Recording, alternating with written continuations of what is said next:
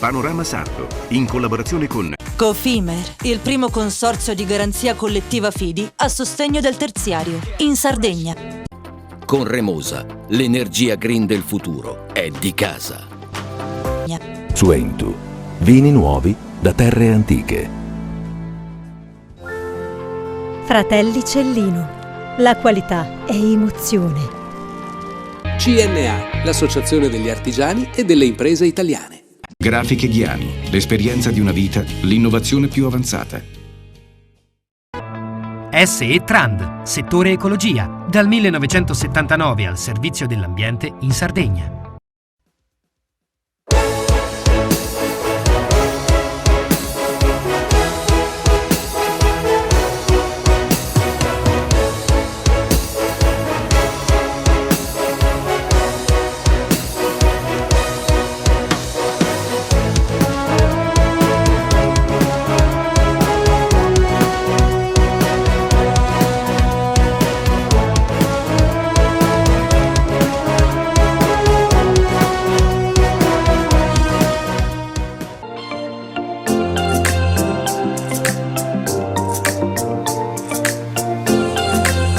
Nei giorni scorsi, per la prima volta la Sardegna ha ospitato il Forum dell'Economia Ambrosetti, la quarta edizione dell'evento che rappresenta la piattaforma pubblico-privata nazionale e internazionale di incontro tra imprese, istituzioni e mondo accademico, con l'obiettivo di tracciare una visione strategica del Sud Italia quale fulcro delle dinamiche di sviluppo euro-mediterranee. Da 3 giorni ospitata da Nuoro, ha offerto un'analisi approfondita delle sfide e delle opportunità che interessano il futuro della nostra regione, un territorio definito strategico, capace di contribuire in modo significativo alla definizione di un Mediterraneo sempre più centrato nei grandi cambiamenti geopolitici, economici e sociali. Dopo una visita al Museo Etnografico Regionale, i lavori si sono aperti con la relazione dell'amministratore delegato di TEA Group, Valerio De Molli, che ha sottolineato che la piattaforma vuole cambiare il ruolo strategico del Meridione, che non deve più lamentarsi, ma invece è chiamato a scommettere sui punti forti del proprio territorio. E tra i punti forti della Sardegna al primo posto ci sono l'economia del mare, che nell'ultimo anno è cresciuta del 27,7%, e l'agroalimentare. Con il progetto delle Einstein Telescope si può invertire la rotta facendolo diventare una sorta di CERN di una regione dove si registra una forte perdita di capitale umano, con la fuga dei cervelli di ben 5.000 ragazzi e ragazze sardi all'anno. L'isola deve trovare il coraggio di osare, di guardare oltre l'immediato e di immaginare e costruire un futuro che potrebbe diventare un modello nazionale di innovazione, sostenibilità e inclusione di attrattività per i giovani. In primo piano, nella 3 giorni del Forum Ambrosetti, l'opportunità che offre il progetto europeo di Lula, che può essere il volano principale dello sviluppo futuro della Sardegna. Servono subito infrastrutture materiali e immateriali ed è proprio su questo fronte che la Regione deve oggi investire soprattutto in istruzione e formazione. Tutto questo deve accadere senza violentare la vocazione dei territori, con il via libera ad un'azienda energetica regionale che sia capace di gestire le fonti rinnovabili.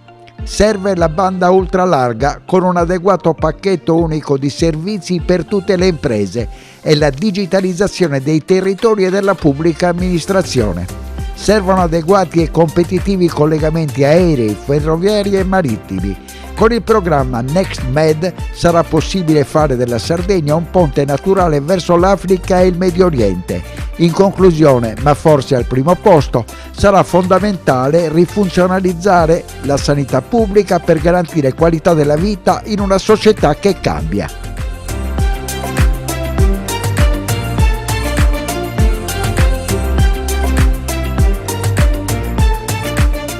Sono molto orgoglioso di essere a Nuoro, di essere in Sardegna, a mobilitare una discussione sugli scenari futuri e voglio partire da quello che un vostro scrittore ha dichiarato nell'incipit di un suo libro, e cioè a proposito di Nuoro, che è una macchina del tempo intrappolata tra modernità e arcaismo.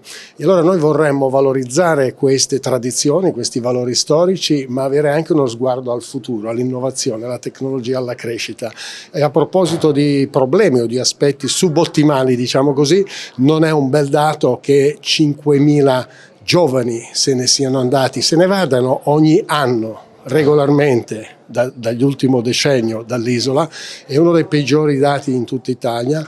Se voi calcolate il costo di formare questi ragazzi, noi calcoliamo 149.000 euro per individuo, sono 700 milioni all'anno, fanno 7 miliardi su una regione che produce 35 miliardi di PIL all'anno. È gravissimo e quindi dobbiamo rigirare la ruota, rimettere al centro una nuova attrattività, una nuova modernità e mantenere i nostri talenti, i nostri giovani e attirarne di nuovi per far crescere in modo sostenibile. Tra le positività c'è questa stessa valenza storica, no? Delle radici profonde, dell'orgoglio, della passione, del sentimento, della voglia di fare in generale, che vedo tra tante imprese, tanti imprenditori. Qui a Nuoro questa mattina abbiamo con noi 200 tra imprenditori, manager, istituzioni, la Presidente della Regione, tanti sindaci, quindi c'è voglia di fare, c'è voglia di crescere, ma lo dice anche l'Istat nel censimento sull'ottimismo, i sardi sono tra le 21 regioni italiane quelli con il maggiore ottimismo sul futuro. La Sardegna è un po' insieme alla Sicilia, se volete, al centro, no? Di questo grande bacino allargato del Mediterraneo, che è un bacino che avrà da qui al 2060 1 miliardo di abitanti in più nella parte africana e 40 milioni in meno nella parte europea, di cui 6 in meno per l'Italia. Quindi la Sardegna può a buona ragione diventare magnete di una trasformazione, di una nuova modernizzazione del Mediterraneo e attirare giovani da formare, imprenditori che possono sviluppare iniziative secondo il mantra di The European House Ambrosetti: no investimenti uguale no lavoro, no crescita, no futuro. Quindi dobbiamo far rigirare la ruota degli investimenti e della crescita. Un evento trasformazionale, come a me piace chiamare gli eventi che creano discontinuità. Il fatto che il format Ambrosetti con il circuito che si occupa dello sviluppo del Sud sia qua oggi al centro della Sardegna, Nuoro, è veramente un segnale importantissimo di discontinuità nei confronti del passato. La Sardegna vuole essere legata non solo all'Italia, all'Europa, ma vuole essere legata al mondo. Le sue imprese vogliono essere competitive, si vogliono confrontare, vogliono capire anche quali sono modelli che hanno funzionato e quali possono essere anche percorsi di innovazione anche eventualmente da prendere in considerazione. Confronto bellissimo tra la visione della regione, le nostre imprese, i nostri istituti di credito, con la speranza davvero di poter vedere presto una Sardegna moderna, innovativa e finalmente capace di prendersi il suo ruolo in Italia, in Europa e nel mondo. Questo in breve è il libro dei sogni su cui si è dibattuto a Nuoro la scorsa settimana, ma vediamo adesso quanto in concreto va materializzandosi in termini di innovazione per iniziativa del CRS4. Cose fatte e reali che vedono la Sardegna protagonista in campo nazionale e internazionale.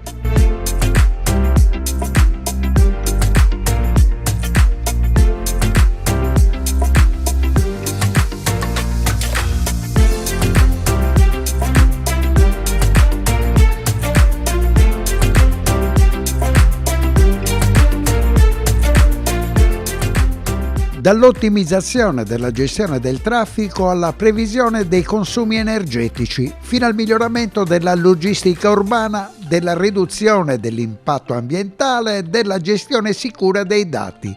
Queste sono alcune delle sfide che le città del futuro potranno superare grazie all'integrazione delle tecnologie quantistiche nelle infrastrutture urbane. A lavorare a questa metamorfosi è il CRS4, il centro di ricerca e sviluppo studi superiori in Sardegna, tra i protagonisti del progetto D-Lab, Cagliari Digital Lab, un'iniziativa guidata dal Comune di Cagliari, Città più Smart, grazie a Ecobit.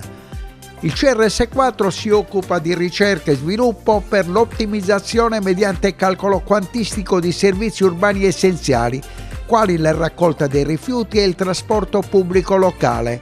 coordina il laboratorio di tecnologie quantistiche, un polo di innovazione dedicato ai temi della comunicazione, del calcolo numerico e ibrido, con l'obiettivo di accelerarne l'adozione in applicazioni pratiche. Il quantum computing è un paradigma di calcolo basato sui principi della meccanica quantistica.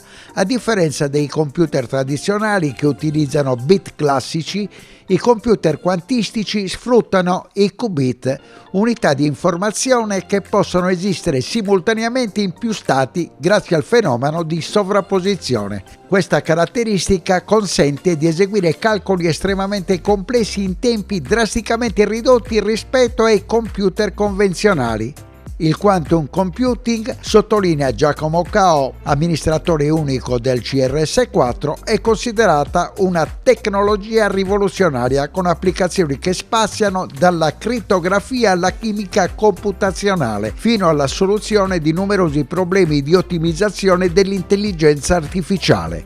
Le smart city, basate su tecnologie avanzate, offrono numerosi vantaggi. Innanzitutto l'ottimizzazione della mobilità urbana grazie all'analisi avanzata dei dati e agli algoritmi di calcolo quantistico. È possibile ridurre il traffico, migliorare la viabilità e ottimizzare il trasporto pubblico. Poi c'è la possibilità di adottare una gestione intelligente dei rifiuti con sistemi avanzati di raccolta e smaltimento che riducono l'impatto ambientale e migliorano l'efficienza logistica.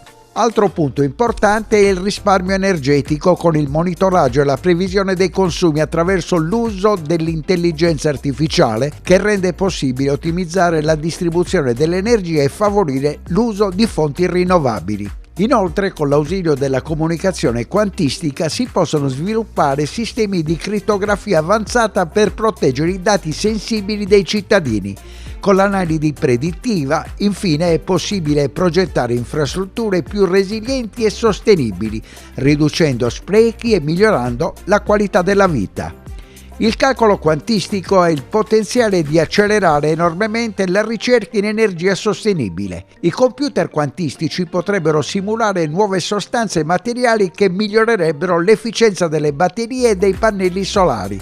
Questo potrebbe portare a dispositivi energetici più duraturi ed efficienti, riducendo la dipendenza da fonti fossili e migliorando la sostenibilità energetica. La ricerca sui superconduttori a temperatura ambiente potrebbe essere accelerata dal calcolo quantistico, aprendo la strada a tecnologie energetiche avanzate come reti elettriche senza perdite e con motori più potenti ed efficienti.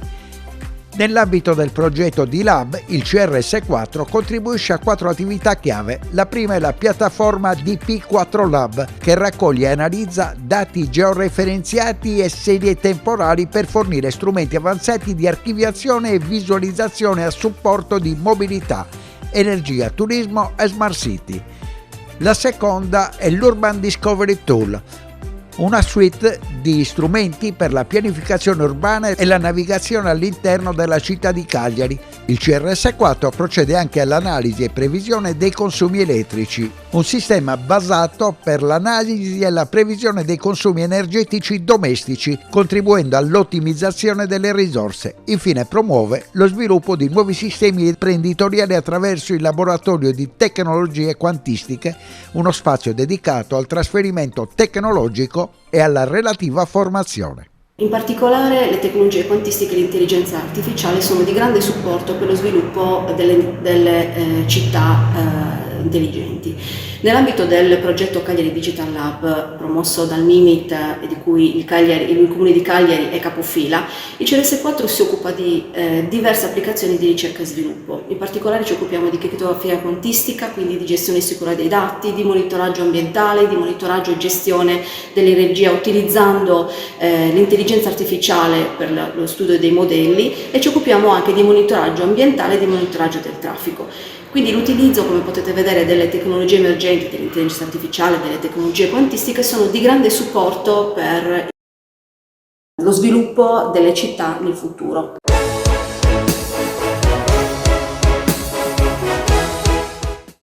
Cofimer, consorzio di garanzia collettiva Fidi, dal 1977 a sostegno del terziario. Il partner migliore nella ricerca di finanziamento più adatto a voi e nella trattativa per ottenere un fido alle migliori condizioni. Cofimer, il primo consorzio di garanzia collettiva Fidi a sostegno del terziario, in Sardegna. Esiste una terra famosa per il suo grano, dove da generazioni si tramanda l'arte della macinazione, che una famiglia ha trasformato nel metodo Alma a doppia decorticazione.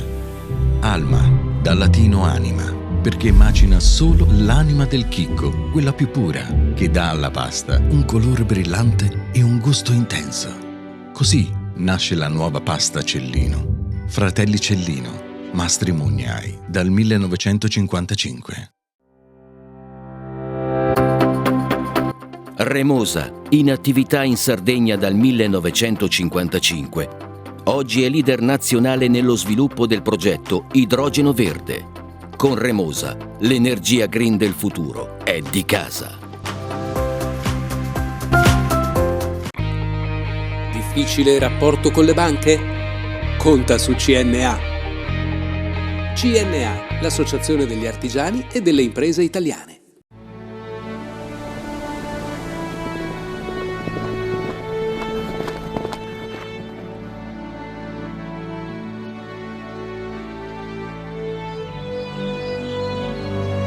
Nel cuore della Sardegna esiste un luogo dove natura e bellezza si incontrano. È qui che nascono i vini della cantina Suentu. Suentu, vini nuovi da terre antiche. Fai impresa, la fai bene, meriti credito. Le garanzie diventano importanti. Il fondo di garanzia agevola il tuo accesso al credito. Se una banca ti presta denaro, hai garanzia a prima richiesta. Se ottieni 100, la garanzia copre fino a 80. La maggior parte delle garanzie è gratis. Il dettaglio sul sito spheres.it. Siamo la più grande industria tipografica della Sardegna. Dall'81 stampiamo tutte le tirature, su tutti i supporti e con le tecnologie più avanzate del settore, garantendoti elevatissima qualità e la più totale dedizione e cura. Grafiche Ghiani, l'esperienza di una vita, l'innovazione più avanzata. Setrand, settore ecologia. Mettiamo a disposizione la nostra struttura organizzativa fornendo un valido supporto per la gestione dei rifiuti speciali pericolosi e non pericolosi. Grazie agli impianti innovativi e al costante sviluppo tecnico recuperiamo oltre il 70% dei rifiuti da noi gestiti. Dal 1979 al servizio dell'ambiente in Sardegna.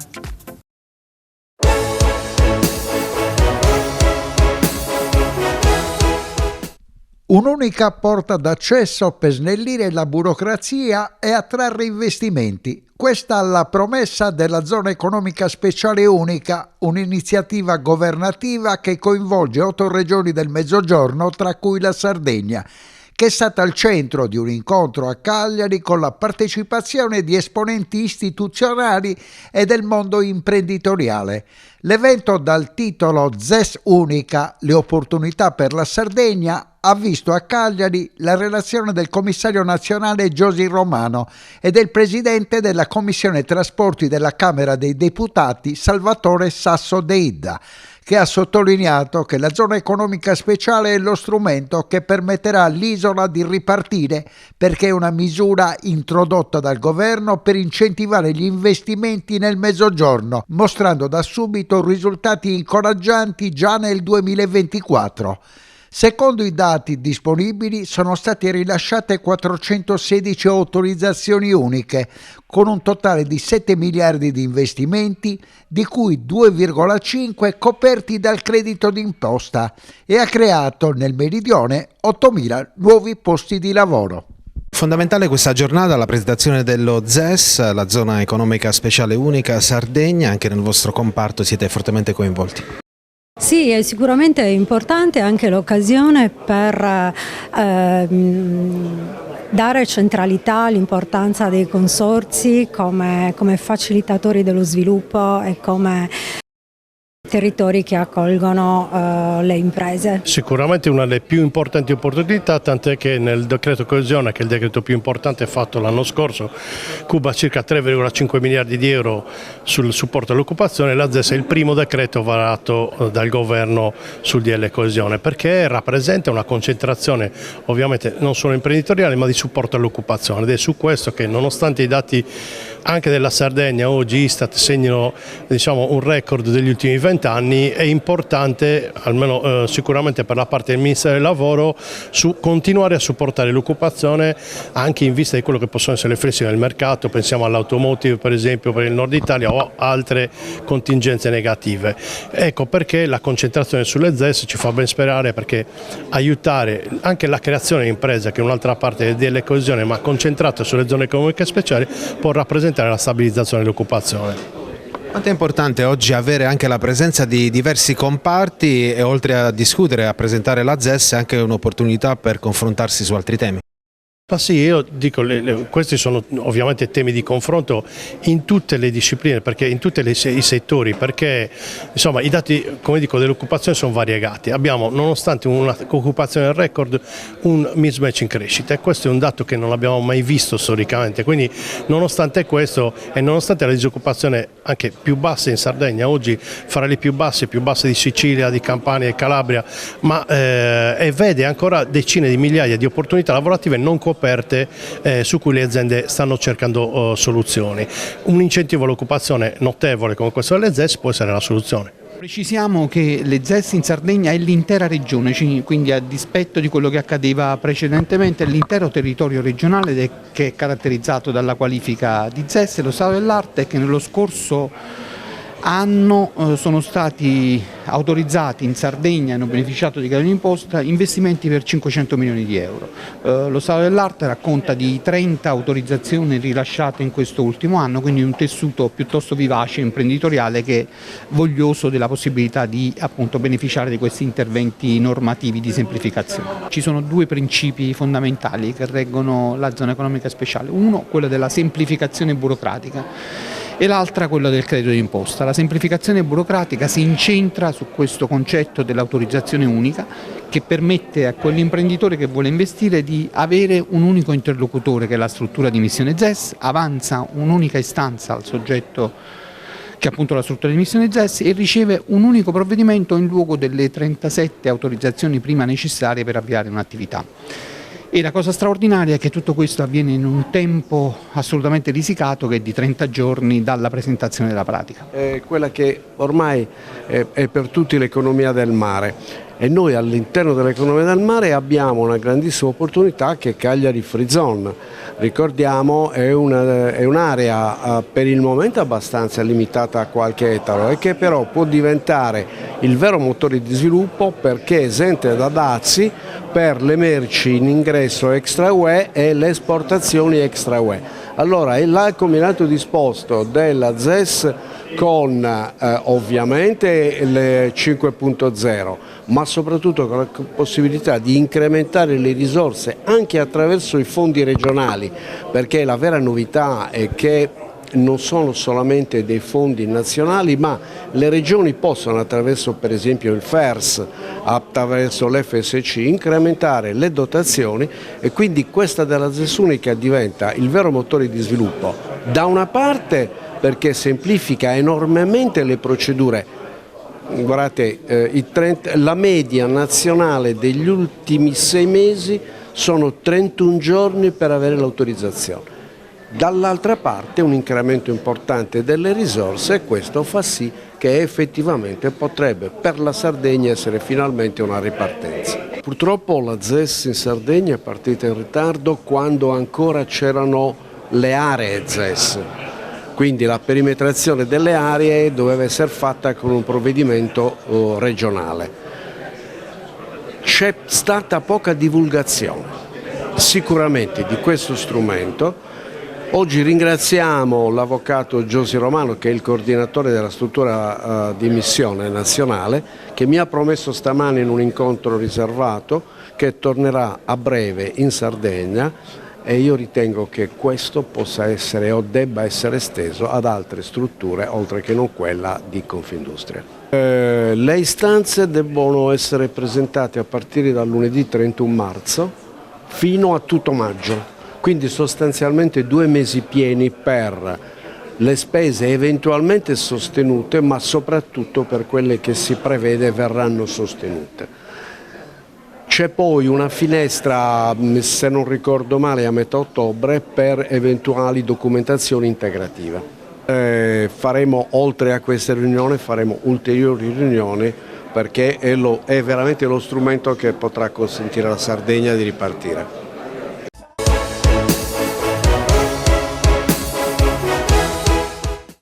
Cofimer, consorzio di garanzia collettiva Fidi, dal 1977 a sostegno del terziario. Il partner migliore nella ricerca di finanziamento più adatto a voi e nella trattativa per ottenere un fido alle migliori condizioni. Cofimer, il primo consorzio di garanzia collettiva Fidi a sostegno del terziario, in Sardegna.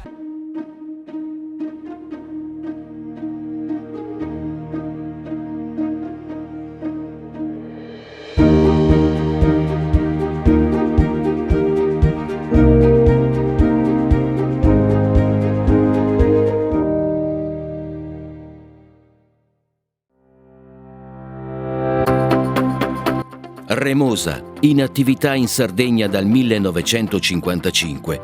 Oggi è leader nazionale nello sviluppo del progetto Idrogeno Verde. Con Remosa, l'energia green del futuro è di casa. Fai impresa, la fai bene, meriti credito. Non c'è solo il credito bancario. Con i mini bond e le cambiali finanziarie coperti dal fondo di garanzia, i tuoi progetti trovano nuovi investitori che credono in te. Contatta Spheres.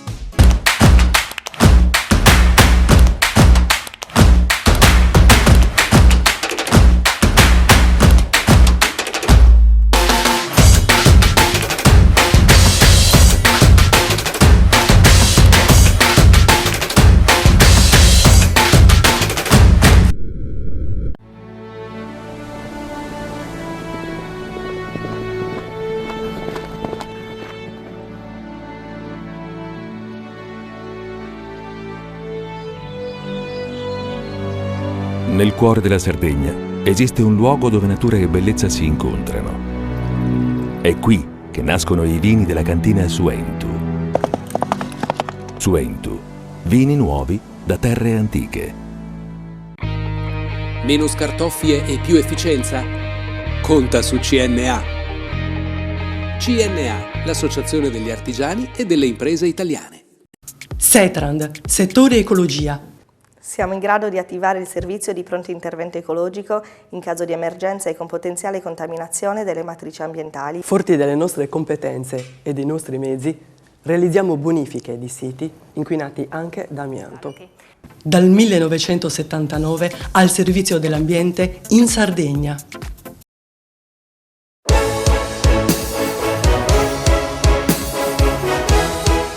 Durante il 12° congresso regionale dei pensionati della CISL a Cagliari si è dibattuto soprattutto di strutture sanitarie in emergenza, di liste d'attesa infinite e cittadini sempre più in difficoltà nell'accesso ai servizi. Ai vertici del sindacato proprio non piace la riforma varata la settimana scorsa dal Consiglio regionale, che non sarà in grado di far fronte all'emergenza sanitaria e dei sempre maggiori disagi dei cittadini più anziani e con maggiori patologie. Bene, questo congresso è il momento di un bilancio di 12 mesi. Com'è stato questo primo periodo del governo Todde secondo la CISL? Dobbiamo ancora dare un giudizio compiuto perché sino ad ora abbiamo registrato disponibilità al confronto, disponibilità ad attivare determinati tavoli sulle grandi emergenze, tra cui la prima sicuramente la sanità.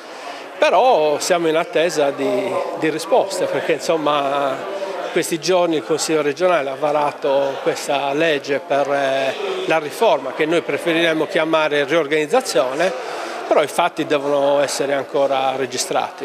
In realtà siete stati molto critici riguardo alla legge di riforma perché avete detto anche che tutti gli incontri che ci sono stati in Consiglio soprattutto con il sindacato, voi li avete chiamati una farsa. Ma io non voglio usare termini che insomma, non ho usato, però è chiaro che essendoci una carenza generale di risposte, il Consiglio ha varato un percorso, ma ad oggi delle proposte in particolare che ha fatto la CISL. La CISL qualche mese fa ha mandato una lettera aperta alle forze politiche, quindi al governo e all'opposizione, con punti dettagliati su dove vuole agire sulla sanità. Ad oggi non abbiamo visto nulla di nessun punto, ecco, quindi siamo in attesa di capire come vogliono procedere. Fino a che punto i pensionati sardi e i pensionati italiani sono preoccupati per il loro futuro? Guardi, da questo congresso avete visto sicuramente il nostro slogan del congresso, nelle nostre tesi congressuali, generazione sostenibile. Noi siamo preoccupati, ma siamo anche molto impegnati per cercare di invertire la tendenza, per contribuire con proposte e cercare anche un po' di modificare questo trend, perché sulla sanità è un qualcosa che non è più sopportabile. Con il viaggiare nel percorso della vita, soprattutto quando si è maturi, aumentano le patologie e il discorso della sanità per voi è il più sensibile.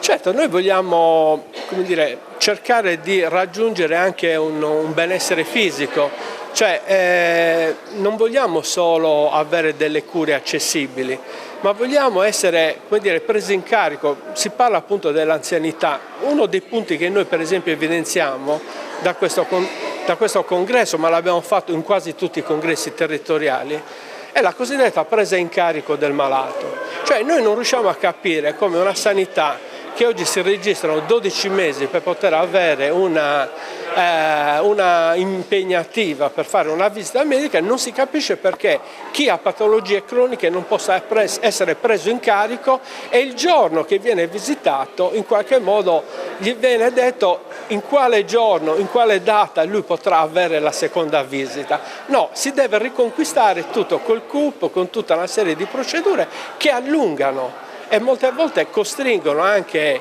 i pazienti, in particolare quelli con patologie croniche, a rinunciare anche a, come dire, a fissare un altro appuntamento perché appunto non c'è certezza dei tempi. Conclusioni. Segretario Contu, per quel che riguarda il CUP che ha citato in questo momento, la Regione ha pensato di affidarsi a un docente di metodologie statistiche dell'Università di Cagliari, certo, un grande esperto, che ha detto che c'è molto da lavorare ma che è sicuro di procedere a un'inversione di rotta.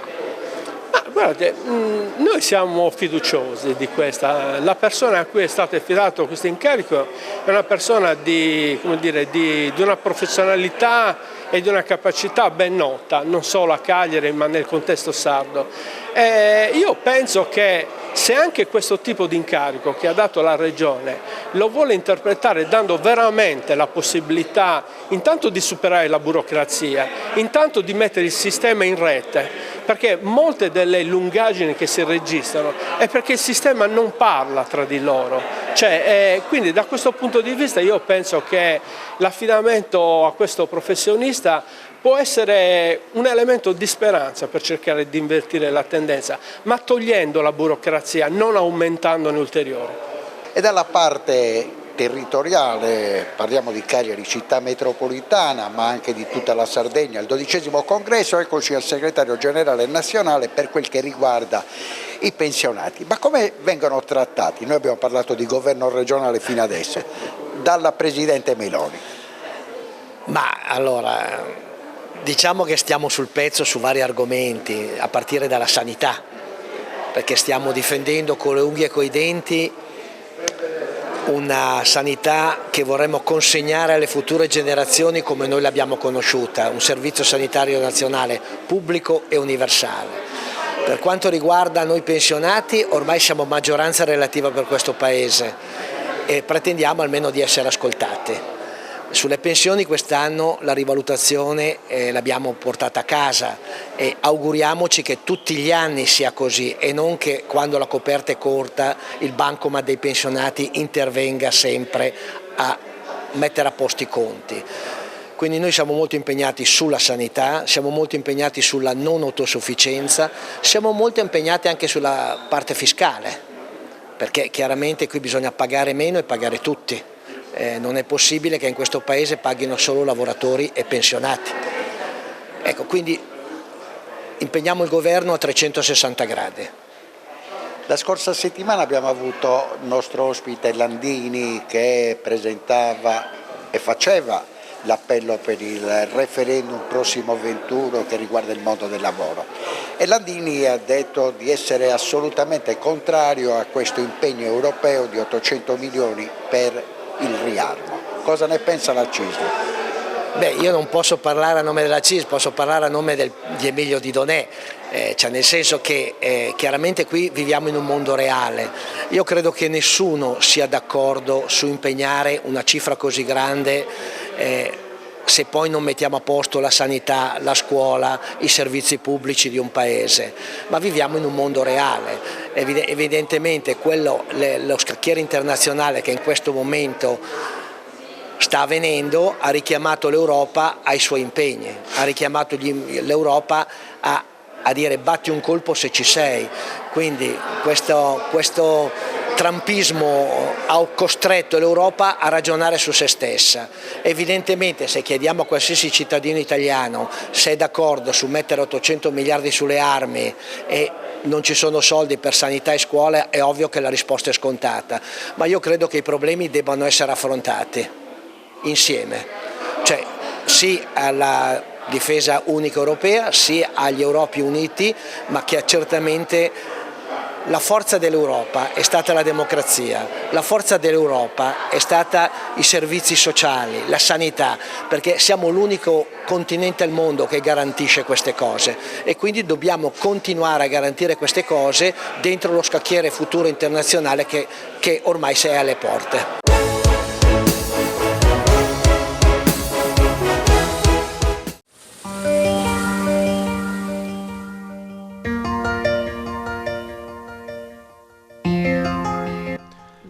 Il nuovo disciplinare di produzione del pecorino romano DOP, che riguarda le razze ovine da allevare nelle aree di Sardegna, Lazio e provincia di Grosseto, continua a suscitare dibattito. Oggi il confronto tra Agrinsieme Sardegna con le principali cooperative lattiero-casearie regionali che hanno sottolineato l'importanza di legare la produzione del pecorino romano alle razze autoctone, che mettono in evidenza quanto sia fondamentale l'importanza delle produzioni del romano con le stesse, che da secoli sono presenti nei nostri territori. La tutela di questo patrimonio dovrà affrontare, oltre la contraffazione, anche l'incognita dazi. Ricordo che durante il Trump 1 poi i formaggi rimasero fuori dai dazi, adesso c'è tutta una fase di confronto, di valutazione, di verifica. Noi confidiamo ancora in un risultato positivo, ma se questo non dovesse avvenire, ripeto, la salvaguardia della DOP pecorino romano, così come è oggi, va assolutamente mantenuta, anzi rafforzata. Ci preoccupano di più se la questione del disciplinare delle razze prende una deriva, diciamo, a cancelli aperti, cosiddetti, no? Quindi la salvaguardia delle razze autoctone, della qualità del latte prodotto da quelle, aiuta anche a salvaguardare la DOP, perché diventa un prodotto non riproducibile e quindi rafforza anche la difficoltà che il mercato può avere coi dazi, ma lo rafforza perché quel prodotto da altre parti non lo potresti né produrre né acquistare. Si vuole all'interno del disciplinare concedere a tutte le razze di poter produrre pecorino romano. Per noi è una scelta folle, una scelta sbagliata. Ci sono le razze autoctone già riconosciute tra l'altro sia dal Ministero che dallo stesso Consorzio nel 22, bisogna dare seguito a questo. Il Ministero chiederà un parere non vincolante ovviamente alle regioni che producono il romano, cioè la Toscana, il Lazio e soprattutto la Sardegna. Ecco, l'assessorato dovrebbe prendere una presa di posizione politica importante. Non è obbligatorio, ma ad esempio la Toscana l'ha fatto, portare la decisione e la scelta in giunta per rafforzare quel concetto. Il concetto di salvaguardia di un prodotto tipico salubre come l'abbiamo conosciuto, di grande qualità, che rafforza la DOP, ecco, la Regione deve fare una scelta verso le razze autoctone e se c'è deve battere un colpo il più presto possibile. È importante ed è necessario valorizzarle perché è un modo di rinforzare un prodotto di eccellenza, appunto il pecorino romano DOP, che in Sardegna copre un'importanza economica non solo nel settore agropastorale, ma per tutta l'economia della Sardegna. Quindi è importante che soprattutto la parte politica in questo momento faccia delle scelte importanti, dia delle risposte affinché possa intervenire sul ricorso fatto al Ministero dell'Agricoltura, al Ministero delle Politiche Agricole e della Sovranità Alimentare, in cui chiediamo maggiori tutele appunto per questa produzione di eccellenza. Ciò significa che deve essere inserita, secondo noi, in disciplinare le razze autoctone presenti in Sardegna, quindi la razza sarda e la nera di Arbus per qualche centinaio di cappi che vengono allevati tuttora in Sardegna. È necessario poi ricordare che questi animali servono a valorizzare il prodotto e a fare in modo che questo prodotto venga accettato di più dal consumatore in quanto si danno garanzie di provenienza ma anche di tipologia di razze di produzione del latte che arriva per la trasformazione. Quindi chiediamo alla parte politica, in particolar modo all'assessore all'agricoltura onorevole Gianfranco Satta, che ci dia qualche risposta in merito al ricorso che il Ministero delle Politiche Agricole e della Sovranità Alimentare in merito alle tutele maggiori che chiediamo per un prodotto di eccellenza che ha un'importanza fondamentale a livello regionale nell'intera economia regionale. Un prodotto che deve essere valorizzato oltre che dalla provenienza territoriale anche dalla tipologia di latte che viene usato proprio per portare avanti la produzione di questo prodotto, che deve venire appunto da razze autoctone presenti in Sardegna, la razza sarda, la nera di Arbus, che fanno in modo di riflettere al massimo quelle che sono le nostre realtà in merito al rispetto dell'ambiente, a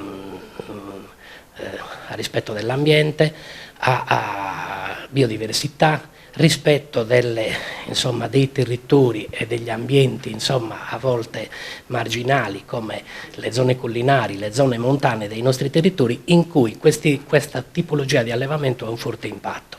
È necessario quindi non dimenticarci comunque delle altre tipologie di allevamento, ad esempio le associazioni di categoria oggi presenti in Agrinsieme al loro interno hanno anche degli associati che allevano pecore esotiche quali la Safol, la Lacon e la Asaf israeliane.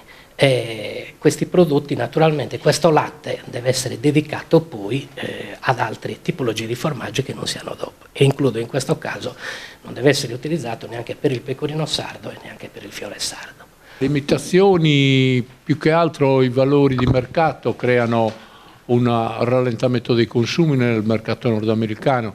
In questo momento l'inflazione in Nord America è altissima e ci sono già i risvolti negativi sul mercato dei consumi.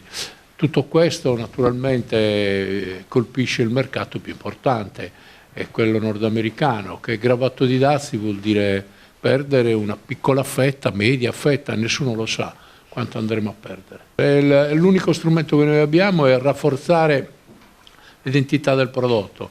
L'identità del prodotto e la sua zona d'origine sono l'elemento base per rafforzare da imitazioni, da sounding, da tentativi di usurpare il nome che è molto diffuso. Oramai le pecore esotiche che arrivano anche qua in Sardegna sono molto diffuse in Nord Europa ed è una diffusione che andrà poi a produrre latte e il latte può diventare anche prodotti simili al nostro. Oggi in Sardegna produciamo circa il 95% complessivo di pecorino romano, questo dà la cifra di un primato che dal nostro punto di vista deve essere garantito, deve essere tutelato e il miglior modo per tutelarlo è preservare quegli elementi identitari, quel legame col territorio che da sempre caratterizzano l'allevamento ovino in Sardegna con la razza sarda. Non vorremmo che dietro certe spinte ci sia in qualche modo la volontà di calmierare il prezzo del latte, però ecco, noi crediamo che questo non sia l'interesse collettivo degli allevatori sardi, quindi il rischio di introdurre razze esotiche e usare per la DOP tutti i tipi di latte rischia di snaturare un prodotto che abbiamo costruito in tanti anni di sacrifici, che oggi si sta conquistando degli spazi importanti nel mercato e che dobbiamo avere tutto l'interesse a tutelare e a garantire. Anche rispetto alla questione dazi è importante questo? Sì, certamente la questione dazi, guardate, ad oggi non abbiamo elementi che ci indichino una condizione oggettiva che si andrà a verificare, siamo ancora alle dichiarazioni e poco altro, quindi sicuramente ora occorre prudenza, evitiamo gli isterismi. Certamente questo è un momento in cui anche l'Europa dovrà dimostrare di non essere un'unione burocratica ma una federazione di stati in grado di prediligere la strada negoziale a prove muscolari che rischiano di danneggiare tutti, tanto noi quanto gli Stati Uniti d'America.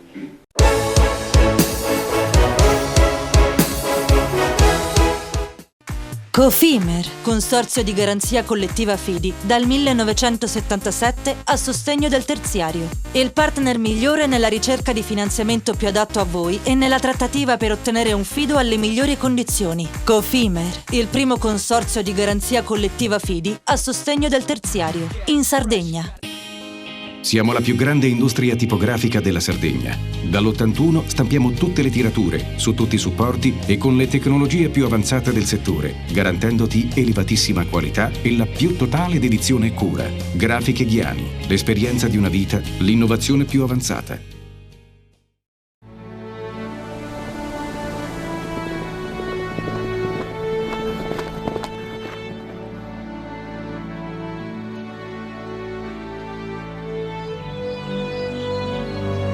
Nel cuore della Sardegna esiste un luogo dove natura e bellezza si incontrano. È qui che nascono i vini della cantina Suentu. Suentu, vini nuovi da terre antiche. Nessuno lotta per la tua impresa? Conta su CNA. CNA, l'associazione degli artigiani e delle imprese italiane. Remosa, in attività in Sardegna dal 1955. Oggi è leader nazionale nello sviluppo del progetto Idrogeno Verde. Con Remosa, l'energia green del futuro è di casa. Fai impresa, la fai bene, meriti credito. Le garanzie diventano importanti. Il fondo di garanzia agevola il tuo accesso al credito. Se una banca ti presta denaro, hai garanzia a prima richiesta. Se ottieni 100, la garanzia copre fino a 80. La maggior parte delle garanzie è gratis. I dettagli sul sito sfirso.it. Fratelli Cellino, mettiamo la nostra qualità in buone mani. La farina per i professionisti. Nuovo molino, nuove farine. Setrand, settore ecologia. Mettiamo a disposizione la nostra struttura organizzativa fornendo un valido supporto per la gestione dei rifiuti pericolosi e non pericolosi, in linea con la nostra certificazione EMA. Dal 1979 al servizio dell'ambiente in Sardegna.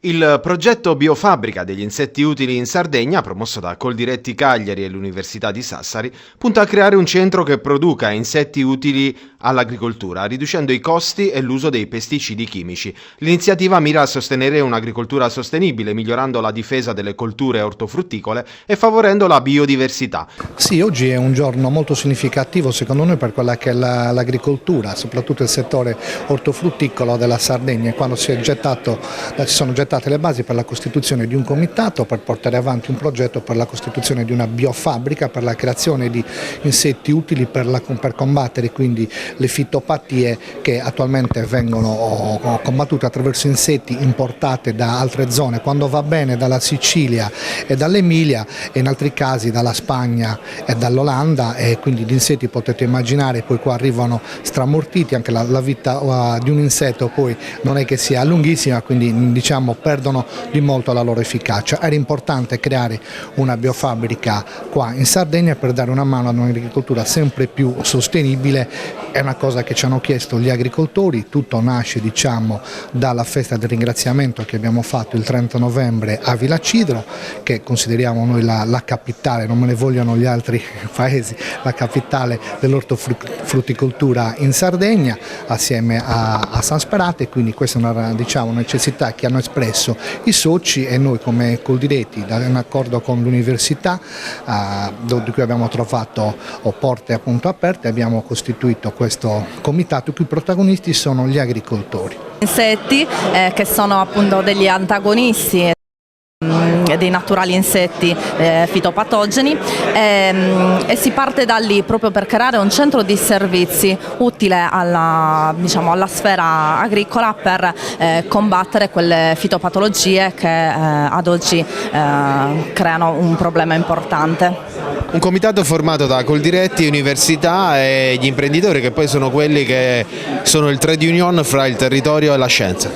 Sì, esatto, io appartengo proprio alla sfera degli agricoltori e noi siamo oggi veramente orgogliosi di far parte di questo comitato, di aver costituito questo comitato, perché finalmente si riunisce la parte proprio professionale a quella scientifica, a quella della scuola dell'istruzione. In questa maniera secondo noi è il mix perfetto per far sì che questi approcci vengano utilizzati nella maniera più efficace. È un'iniziativa molto interessante, d'altra parte l'università ha tra le sue missioni anche quella di sostenere il mondo imprenditoriale, la terza missione si chiama così, e questa visione diciamo anche in chiave moderna della gestione degli agroecosistemi, in chiave più ecologica diciamo così, diventa fondamentale per il futuro, anche per la valorizzazione dei nostri prodotti agricoli. L'aspetto forse più importante di questa iniziativa è che nasce dalla base, nasce dagli imprenditori, e questo dà molta forza e una prospettiva più concreta a questa iniziativa. Quindi una collaborazione con Coldiretti che spazia anche su altri fronti, perché è fondamentale il legame tra il territorio e tra chi studia, tra la scienza e chi poi sarà l'università, forma le nuove generazioni anche di imprenditori. È così, l'università fa ricerca di base, ma fa agraria, fa soprattutto ricerca applicata, quindi cerca di tradurre diciamo, le conoscenze in opzioni diciamo, di tipo applicativo per risolvere problemi di natura pratica, e questo è un terreno per noi ottimale per poter anche diciamo, tradurre le conoscenze acquisite ormai nel corso di 80 anni. Il Dipartimento di Agraria esiste da quasi 80 anni a Sassari, in questo ambito abbiamo numerosi studi, già molte esperienze di ricerca, e questa è un'avventura, una sfida molto, molto stimolante. Sì, questo progetto nasce dalla necessità di creare delle nuove soluzioni di controllo sostenibili per gli insetti dannosi per le nostre colture. Oggi nasce il comitato promotore che lavorerà sulla costituzione della biofabbrica, ma in realtà il progetto ha delle finalità molto più ampie, perché noi vogliamo realizzare un vero e proprio centro per i servizi ecosistemici che avrà l'obiettivo di costruire meccanismi, con l'ausilio anche degli insetti, utili a garantire un ambiente più salubre nel quale produrre in maniera più sicura le nostre produzioni di eccellenza. Una collaborazione insieme all'università che a livello scientifico va di pari passo con voi anche su tanti altri progetti. Sì, è un progetto che nasce intanto dal basso perché è voluto dagli agricoltori e che è talmente sentito e importante che ha visto una collaborazione importante sia con l'università che anche con un istituto agrario del territorio. L'obiettivo è costruire un meccanismo progettuale che veda la produzione di insetti, ma un tema anche formativo più generale che possa appunto garantire poi un nuovo modo per gestire l'ambiente nel quale si producono le nostre produzioni di eccellenza. E a proposito di insetti, nelle stesse ore nel Marghine, territorio del Nuorese, a Nora Gugume, l'assessore regionale dell'agricoltura Gianfranco Satta ha illustrato il programma per la lotta stagionale alle cavallette, annunciando che finalmente è finita l'emergenza, da ora in poi spazio al monitoraggio e al controllo su tutto il territorio isolano. Un programma operativo 2025 predisposto in collaborazione con l'agenzia Laore ed il coinvolgimento di Forestas, ARPA Sardegna, prefetture, province, i sindaci dei comuni coinvolti, le compagnie barracellari e le associazioni di categoria. Sì, monitoraggio e contenimento. Dopo l'emergenza dell'agosto del 2022, oggi annunciamo la fine, diciamo, di quello scenario dell'emergenza e continuiamo con una vigilanza accurata sul rispetto a quella che può essere, diciamo, la diffusione quindi delle grillare, quindi siamo assolutamente come Laore, continuiamo a fare quel lavoro di monitoraggio, ma restituiamo, diciamo, uno scenario quindi di tranquillità rispetto a quella che può essere la diffusione quindi delle cavallette in Sardegna.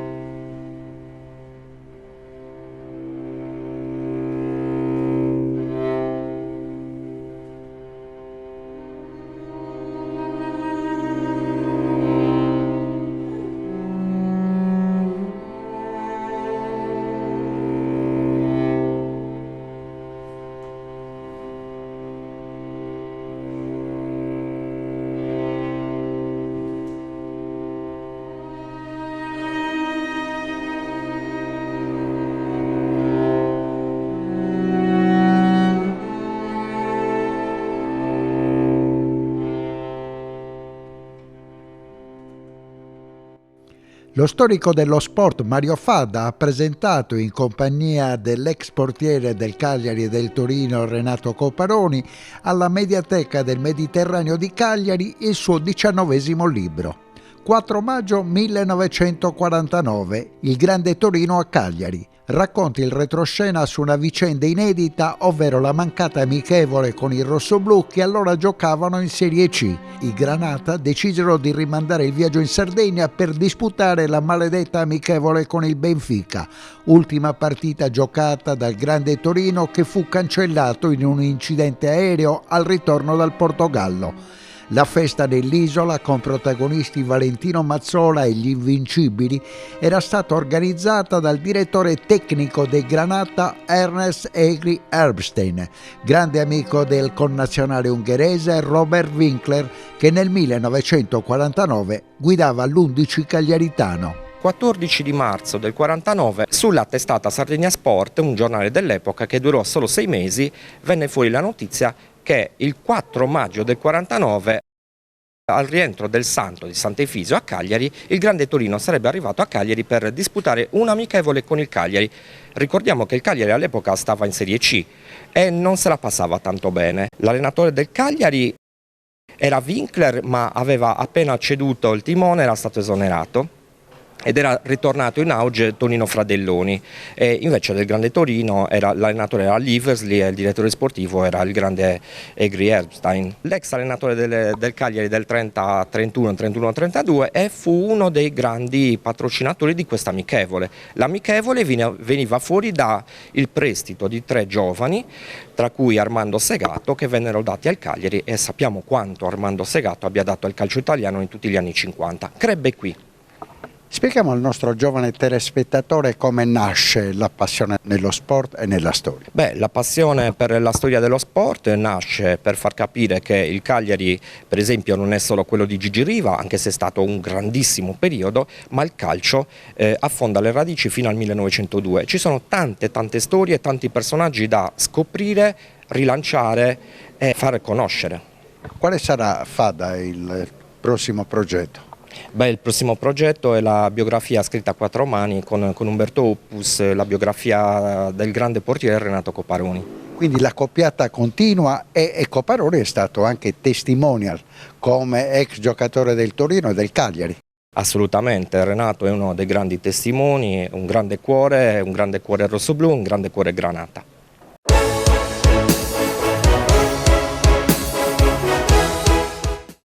Cofimer, consorzio di garanzia collettiva Fidi, dal 1977 a sostegno del terziario. Il partner migliore nella ricerca di finanziamento più adatto a voi e nella trattativa per ottenere un fido alle migliori condizioni. Cofimer, il primo consorzio di garanzia collettiva Fidi a sostegno del terziario, in Sardegna. Siamo la più grande industria tipografica della Sardegna. Dall'81 stampiamo tutte le tirature, su tutti i supporti e con le tecnologie più avanzate del settore, garantendoti elevatissima qualità e la più totale dedizione e cura. Grafiche Ghiani, l'esperienza di una vita, l'innovazione più avanzata.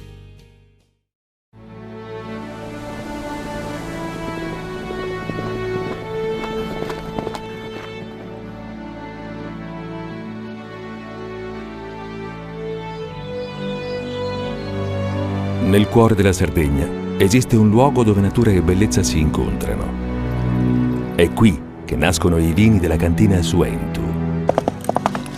Suentu, vini nuovi da terre antiche. CNA, l'associazione degli artigiani e delle imprese italiane. Difficile rapporto con le banche? Conta su CNA. CNA, l'associazione degli artigiani e delle imprese italiane. Remosa, in attività in Sardegna dal 1955. Oggi è leader nazionale nello sviluppo del progetto Idrogeno Verde. Con Remosa, l'energia green del futuro è di casa. Fai impresa, la fai bene, meriti credito. Le garanzie diventano importanti. Il fondo di garanzia agevola il tuo accesso al credito. Se una banca ti presta denaro, hai garanzia a prima richiesta. Se ottieni 100, la garanzia copre fino a 80. La maggior parte delle garanzie è gratis. I dettagli sul sito sfirso.it. Scopri le fette biscottate speciali Cellino. Latte miele, ciocco-fette e fette di bosco. Tutte senza lattosio e in comode monoporzioni da 4 fette. Per una fetta sempre biscottata. Setrand, settore ecologia. Mettiamo a disposizione la nostra struttura organizzativa fornendo un valido supporto per la gestione dei rifiuti pericolosi e non pericolosi, in linea con la nostra certificazione EMA. Dal 1979 al servizio dell'ambiente in Sardegna.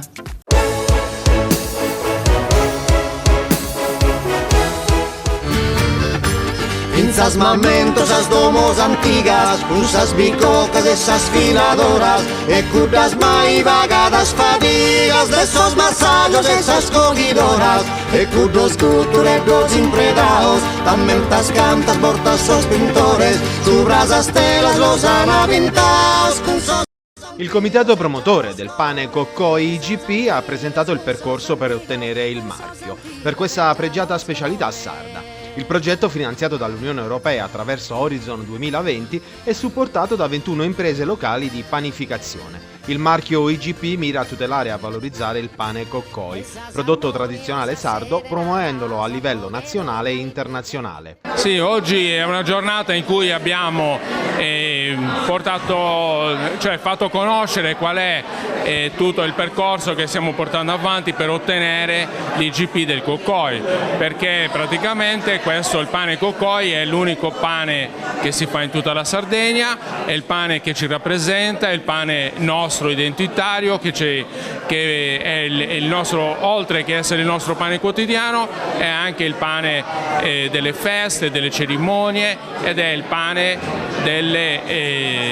che ci accompagna anche nei momenti principali della nostra vita. Quindi il pane Coccoi accomuna tutta la Sardegna. Il nostro comitato è composto da 21 panificatori di tutta la Sardegna e quindi il nostro, come si può dire, crediamo che questo sia per noi un dovere, non tralasciare questa storia, tradizione e cultura che noi abbiamo, ma che sia un'opportunità per tutti i panificatori che vogliono e che credono in questo progetto e che vogliono identificarsi nel mercato del pane e promuovendo, diciamo, un pane che ha la sua storia ed è un legame forte col territorio, anche con l'utilizzo delle materie prime locali e del lievito madre.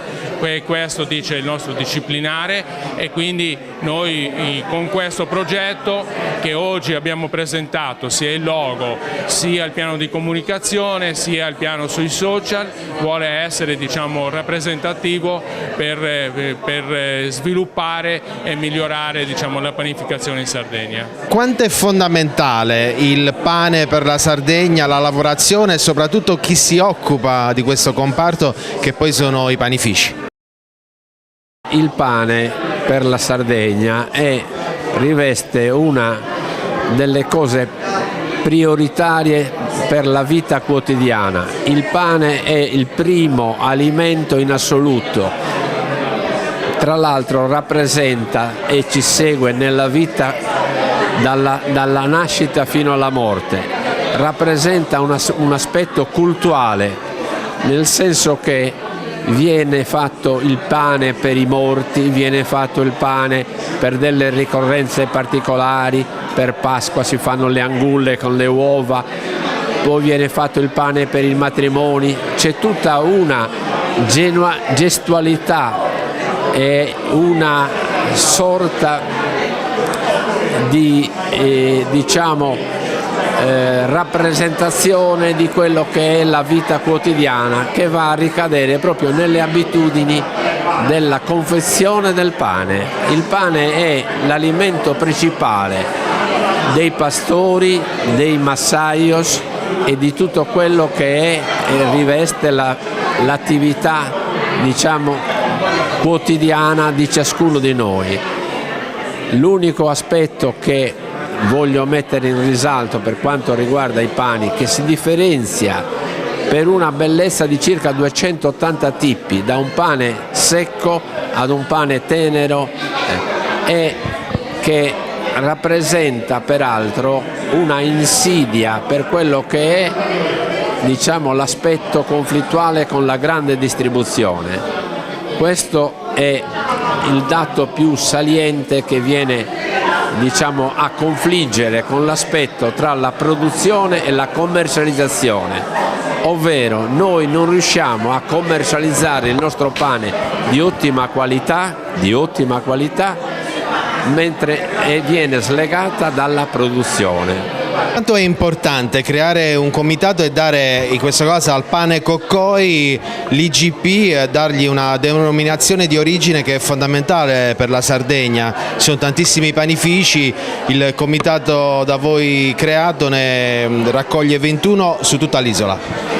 Diciamo siamo partiti in 21, adesso speriamo di poterci allargare, perché con la denominazione, con l'IGP, dovrebbe darci qualche vantaggio, fare un disciplinare con materie semplici, avere un coordinato di vendita sia come confezionamento, io parlo poco l'inglese, lo dico in italiano, e tante priorità sul pane, che il Coccoi è un pane tradizionale che è conosciuto in tutta la Sardegna, si presta per molte circostanze, lo facciamo tutto l'anno. L'unione fa la forza, normalmente quando imprenditori e comparti del settore si uniscono nasce sempre qualcosa di buono, quindi in questo caso il pane quotidiano è un pane che unisce. Sì, noi stiamo cercando proprio questo, di allargarci, di coinvolgere più associazioni possibili, anche quelle che fanno un po' di promozione tipo le Proloco e tutte le altre associazioni di categoria, e poi cercarlo di far conoscere il prodotto fresco, che è quello più importante da acquistare nei laboratori dove c'è la produzione totale, non solo la cottura.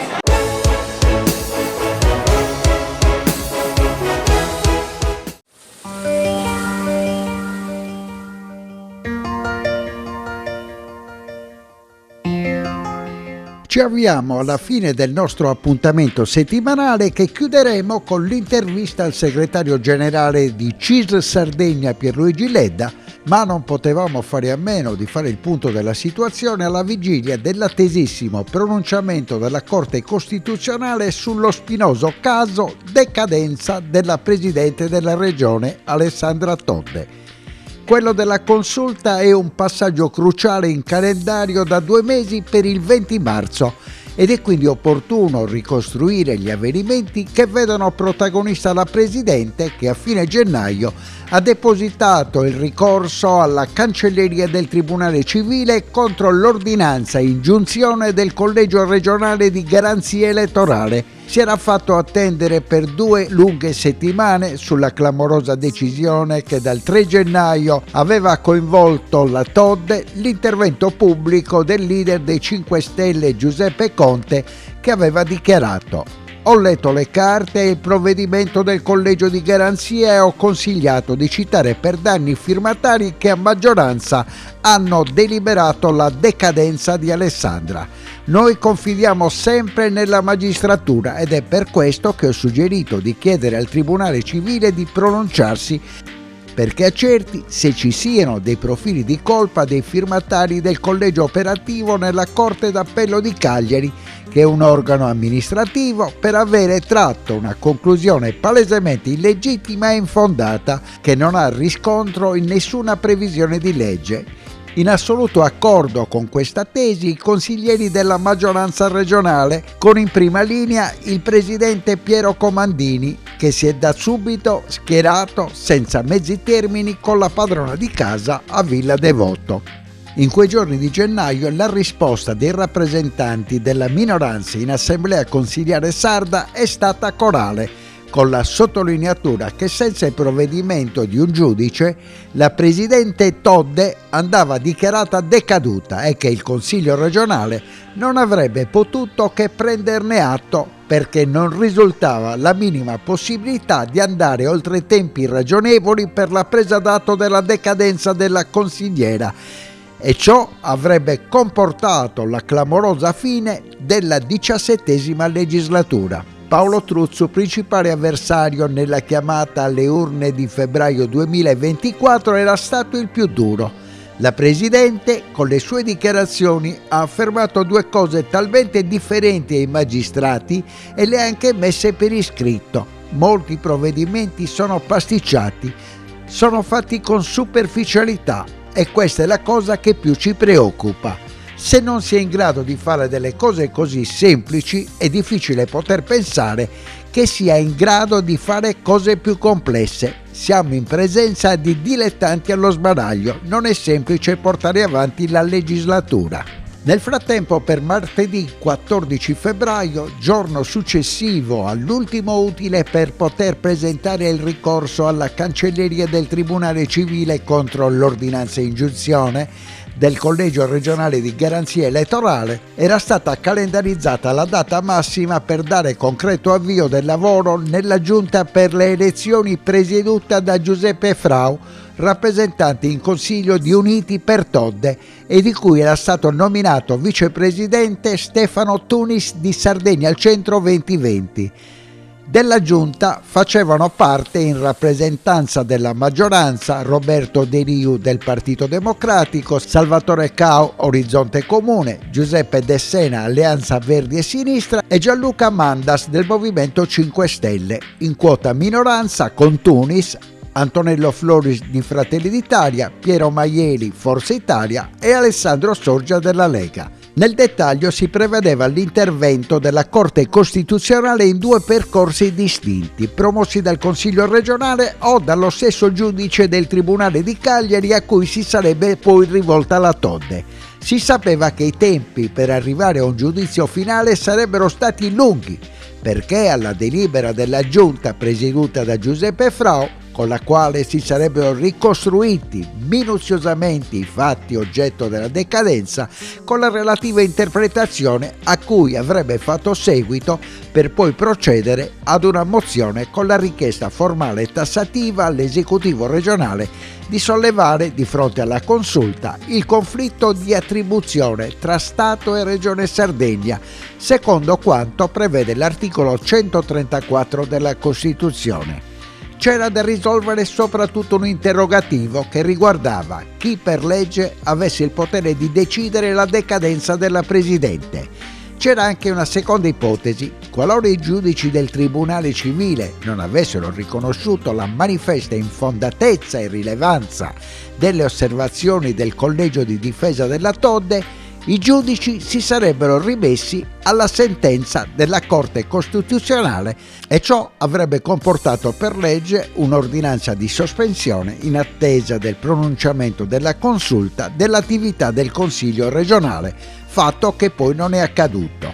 Oggetto di analisi due leggi, una nazionale del 1993 ed una regionale del 94. Sicuramente non in linea con l'attuale normativa costituzionale, che prevede l'elezione diretta del Presidente della Regione. Adesso è arrivato il momento della verità, con in gioco il futuro del Consiglio regionale e il rischio di nuove elezioni. Per avere una risposta non ci resta che attendere il pronunciamento della Corte Costituzionale. E adesso prepariamoci, dopo aver dato la linea alla regia, alla volata finale.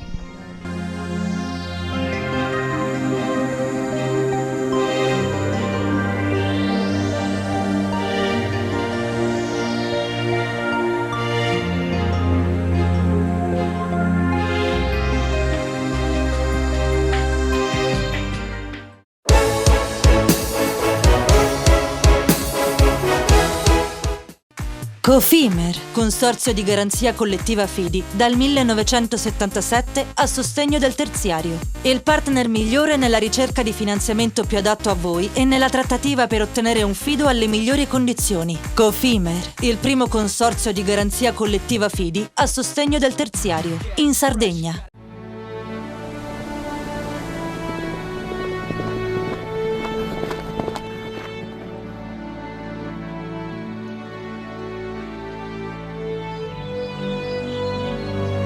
Nel cuore della Sardegna esiste un luogo dove natura e bellezza si incontrano. È qui che nascono i vini della cantina Suentu. Suentu, vini nuovi da terre antiche. Meno scartoffie e più efficienza? Conta su CNA. CNA, l'associazione degli artigiani e delle imprese italiane.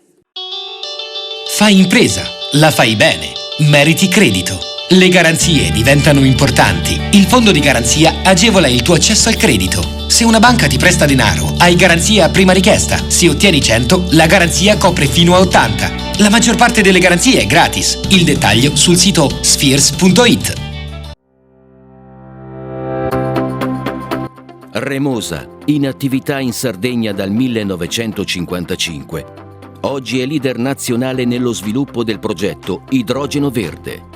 Con Remosa, l'energia green del futuro è di casa.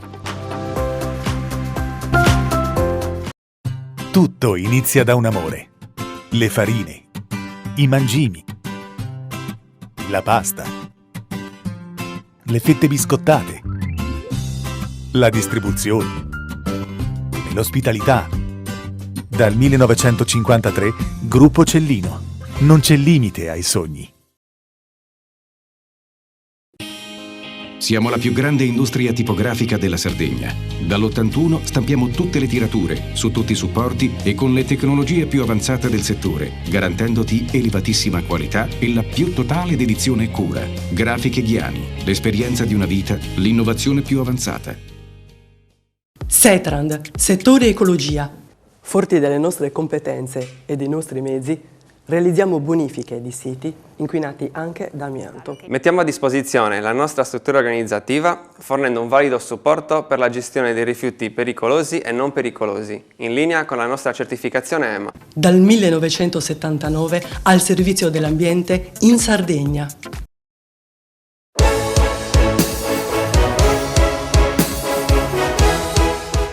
E anche questa volta siamo in chiusura di trasmissione. Analisi con il segretario generale della CISL in Sardegna, Pierluigi Ledda.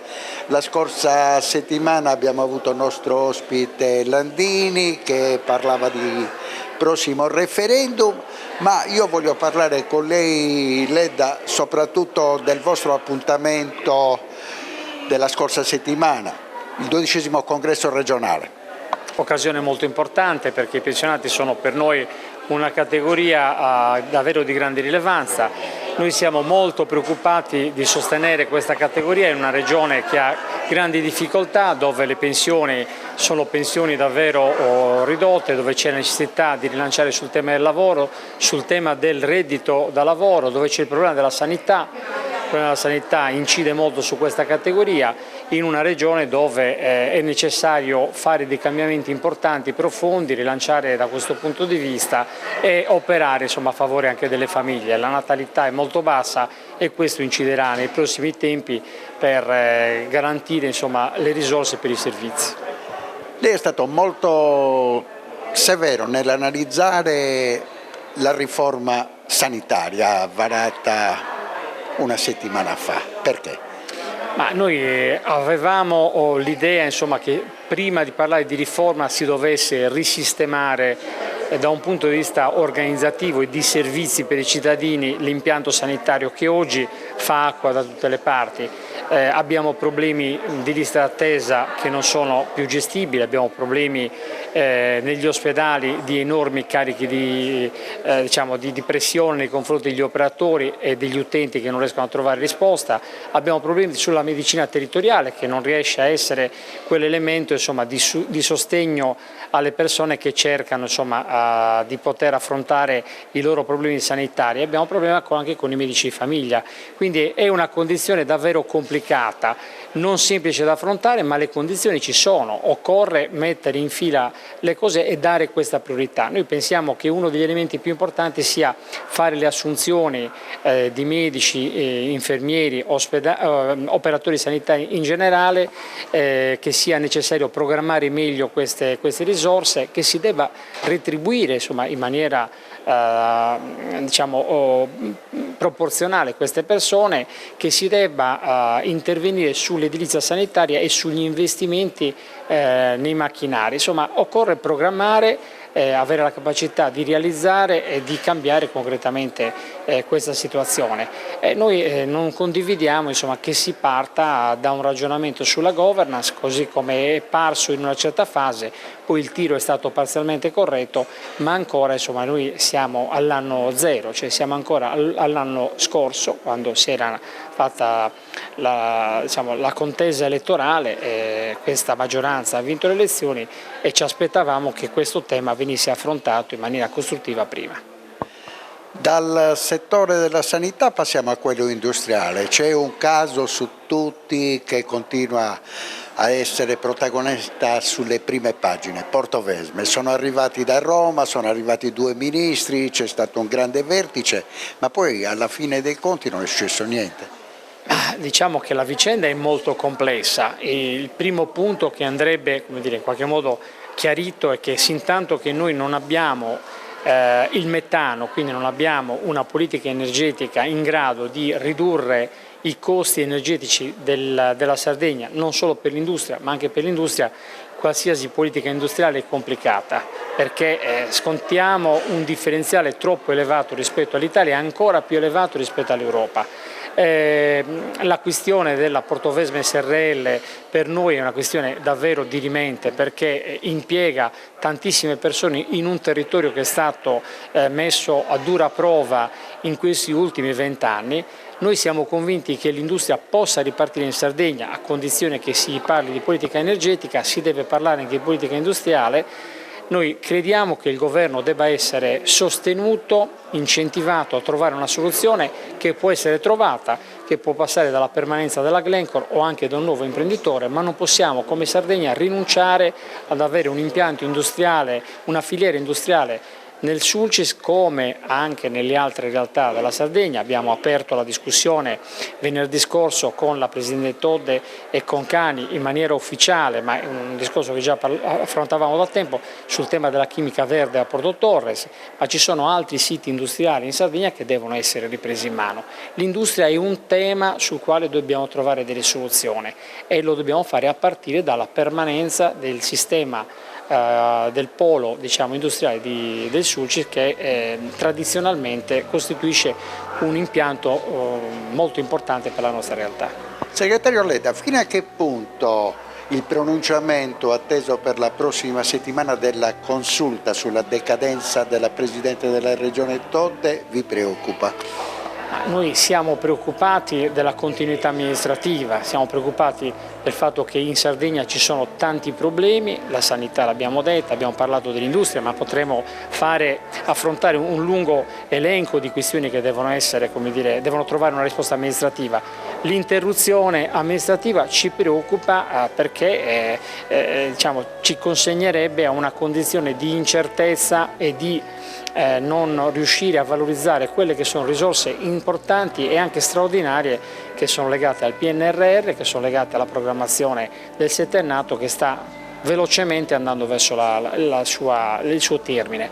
Con diciamo, i chiaroscuri che sono all'orizzonte, anche in Europa ci sono, come dire, molti elementi di novità, con l'idea che l'Europa ha di costituire anche un esercito diciamo un esercito domestico, le risorse andranno trovate a scapito di qualcosa, quindi per noi insomma è importante fare un ragionamento che valorizzi al massimo, al meglio le risorse che oggi sono disponibili, perché solo chi spende bene può continuare un percorso, come dire, di investimenti che sono necessari. Prima che partano i titoli di coda siamo alla volata finale. Dalla scorsa settimana, dopo la riforma sanitaria, si parla di finanziaria. Bisogna raggiungere l'obiettivo del varo entro il 31 di marzo. Ma dunque, finalmente si parla di legge di stabilità e di legge di bilancio, siamo ormai insomma troppi mesi in esercizio provvisorio, questo ha delle conseguenze fenomenali in negativo rispetto alle nostre... Spieghiamone qualcuno al telespettatore, quali sono i problemi che crea il fatto di poter spendere solamente i 12esimi del bilancio precedente? Non si può programmare, cioè la programmazione che è l'elemento che fonda una buona amministrazione è impedita perché ogni provvedimento deve essere assunto in quota parte e quindi si blocca insomma un po' tutto. Faccio l'esempio della Sartiglia, che è un evento di grande rilevanza per la nostra identità. Chiaramente il suo sostegno da parte della Regione è stato reso complicato perché siamo in 12esimi e questo diciamo, è solo un esempio, se volete anche insomma, relativo ma comunque di grande significato, della difficoltà che la Regione ha di spendere. Se non spende oltre che spendere bene si ferma tutto. La Regione ha un impianto economico di grande importanza, citiamo solo che ha un avanzo di cassa di oltre 3 miliardi, immaginiamo cosa vuol dire incrementarlo, non mettere nel circuito produttivo economico insomma, una quota così significativa di denaro significa bloccare attività produttive e anche occupazione. Questo non ce lo possiamo permettere, una Regione che ha i redditi così bassi e anche le pensioni così basse, ha un'immigrazione di giovani così alta, insomma non si può permettere che il sistema produttivo si fermi perché questo determina insomma, ulteriori problemi che noi dobbiamo assolutamente riuscire a gestire e ad evitare.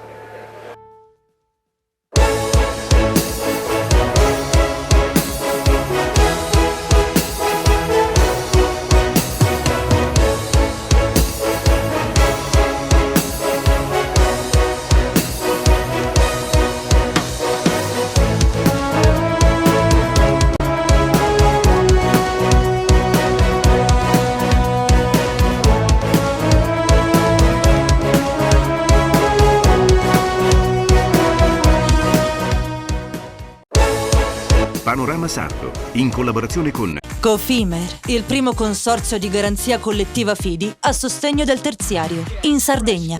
Suentu, vini nuovi da terre antiche.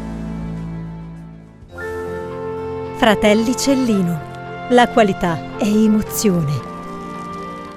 Con Remosa, l'energia green del futuro è di casa. Grafiche Ghiani, l'esperienza di una vita, l'innovazione più avanzata.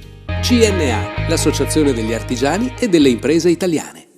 SE Trand, settore ecologia, dal 1979 al servizio dell'ambiente in Sardegna.